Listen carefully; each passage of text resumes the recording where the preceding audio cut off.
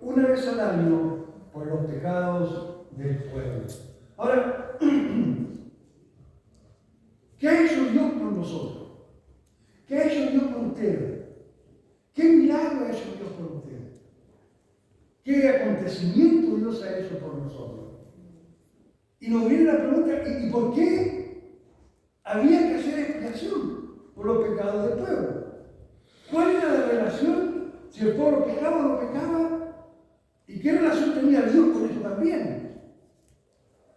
Si el pueblo iba a seguir caminando, el pueblo iba a seguir, como decía mi hermano, iba a seguir aquí en este mundo, Dios está en su presencia. ¿Cuál era la necesidad de que el pueblo recibiera esta expiación por sus pecados una vez al año, ¿no es cierto? ¿Cuál era esa necesidad? ¿Cuál era lo importante de eso? ¿Qué quería Dios de su pueblo? Y es una respuesta que mi hermano, él hizo mención de la desobediencia de Adán y Eva, ya que entró el pecado al mundo. Pero en Romanos, hermana Valentina, en Romanos 3:23 nos da la respuesta más clara por qué era necesario hacer la expiación del pueblo de Israel. Amén. Dice, por cuanto todos pecaron y están destituidos de la gloria de Dios, siendo justificados gratuitamente por su gracia, mediante la redención que es en Cristo Jesús, a quien Dios puso por propiciación por medio de la fe en su sangre, para manifestar su justicia a causa de haber pasado por alto en su paciencia los pecados pasados. Amén. Muchas gracias. Ahí tenemos la respuesta por qué era necesario organizar expiación por los pecados del pueblo. Porque estaban deshechados por el pecado de Adán. Amén. Ya estaban fuera. Entonces era necesario que algo los acercara. Y ese acercamiento lo iba a hacer una vez al año el acto de expiación. ¿Ya? Aquí nos da la expiación. Expiación es la remoción de la culpa o pecado a través de un tercero. Ya vemos por qué era necesario. O sea, otro tenía que ser, ¿no es cierto?, el causante de esta expiación, que era por sangre, como decía el texto, ¿ya? Que era por sangre, que era rociado, ¿no es cierto?, ahí, en lo que es el tabernáculo mismo. Pero esa sangre, hermano, era la que cubría, ¿no es cierto?, los pecados simbólicamente del pueblo de Israel, para poder tener el acercamiento a lo que era, ¿no es cierto?, al lugar con nuestro Dios, por el pecado que estaba despechado. Entonces,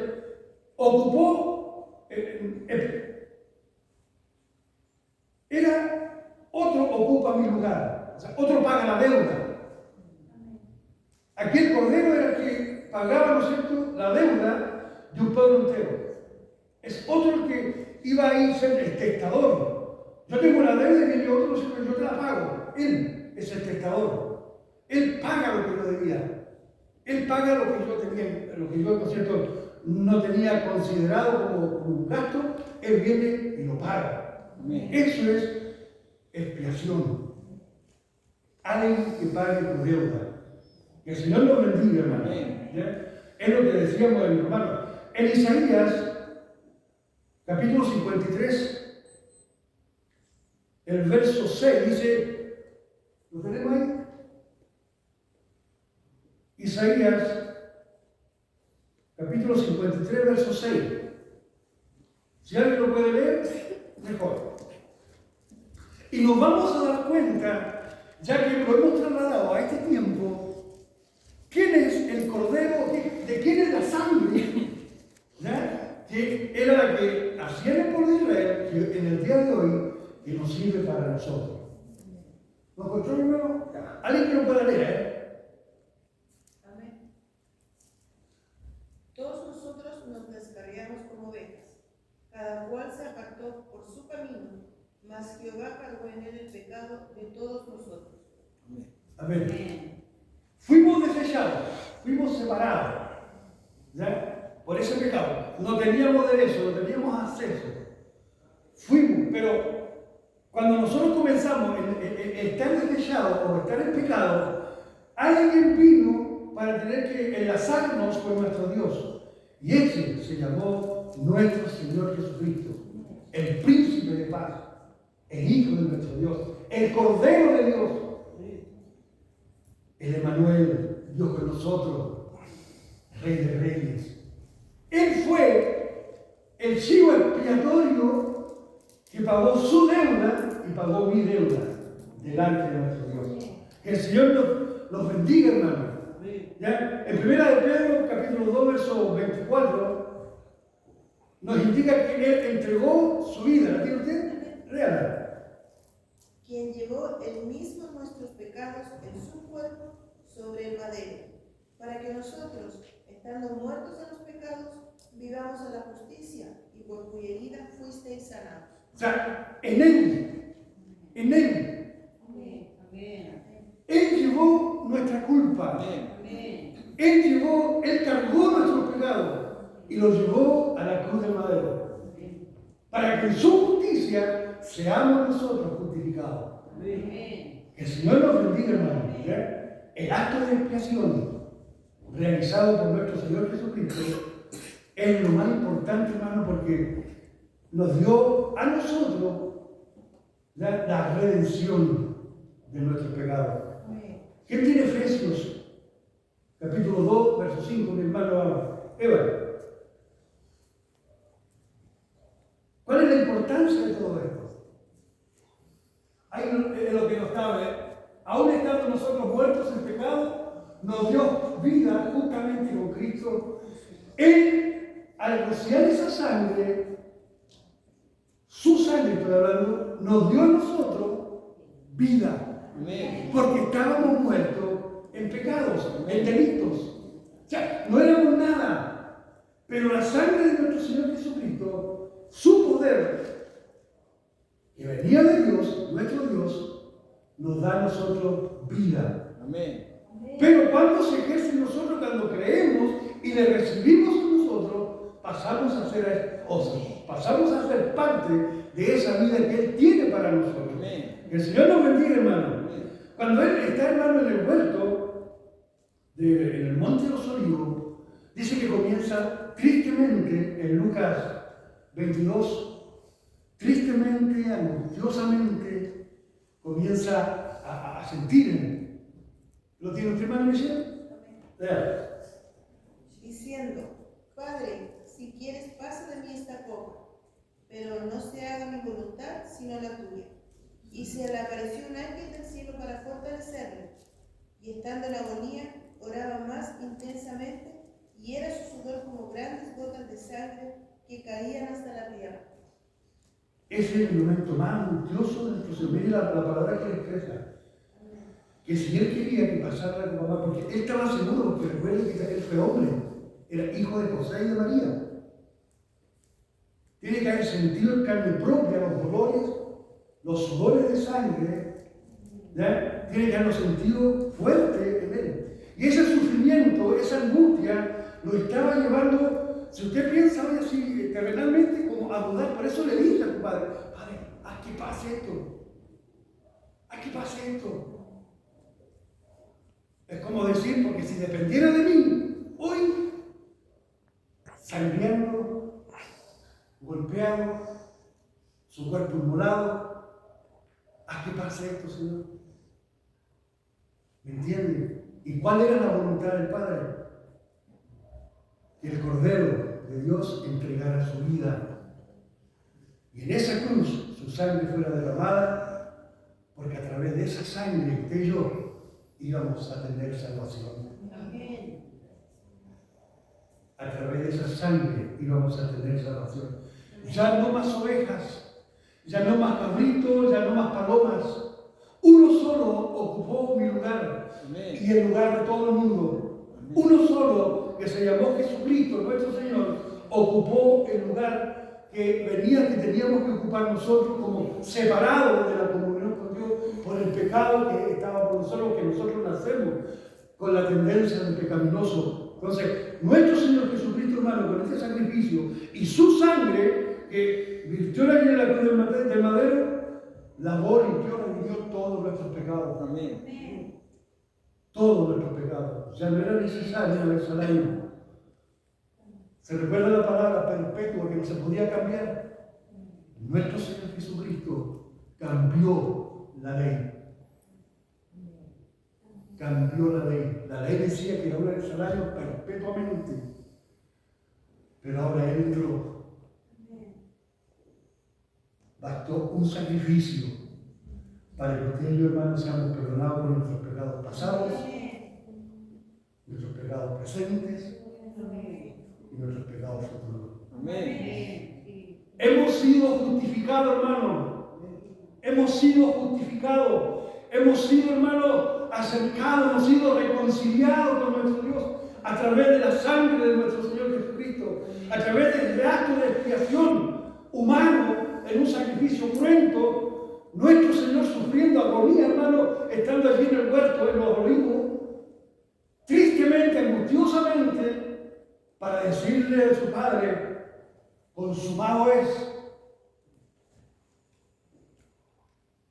El sacrificio del Cordero Inmolado estaba listo para que usted y yo hoy tuviéramos la oportunidad de poder decir, somos hijos de nuestro Dios. Amén. Que el Señor nos bendiga, hermano. Entonces, la sangre, decíamos, nos justifica, la sangre nos acerca. En Colosenses 1:20 dice que la sangre nos reconcilia con nuestro Dios. ¿Qué tiene Colosenses? Amén. Y por medio de él reconciliar consigo todas las cosas, así las que están en la tierra como las que están en los cielos, haciendo la paz mediante la sangre de su cruz. Amén. Hermano, ponga Efesios 2:13 igual. Se da cuenta que Él nos acerca, nos reconcilia con nuestro Dios, solamente con el acto de la sangre vertida del Calvario de nuestro Señor Jesucristo, que nos justificó. Y viene todo lo demás, hermano, la purificación de nosotros, la santificación donde debemos caminar. Solamente por haber creído. Que el Señor nos bendiga. Ahí tenemos Efesios, hermano. ¿Qué nos dice Efesios? ¿Quién puede leerlo, hermano, para no mirar hacia atrás? Pero ahora en Cristo Jesús, vosotros que en otro tiempo estabais lejos, habéis sido hechos cercanos por la sangre de Cristo. Y el 14. Cuanto más la sangre de Cristo, el cual mediante el Espíritu Eterno se ofreció a sí mismo sin mancha a Dios, limpiará vuestras conciencias de obras muertas para que sirváis al Dios vivo. Amén. Esa es la separación, ¿eh? Ahora ya hay una diferencia. ¿Para qué cosa somos nosotros o fuimos nosotros redimidos? Para servir al Dios vivo. Él nos acercó para adorar al Dios vivo. No es para otra cosa.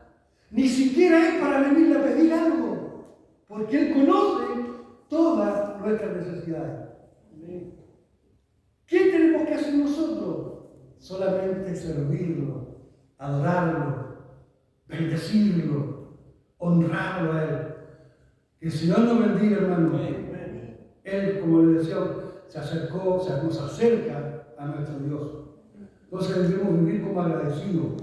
Somos salvos por la gracia de Dios y nuestro anhelo es vivir para adorarlo a Él y al propósito que Él tiene con cada uno de nosotros. ¿Ya? En Hebreos, capítulo 9, verso 22.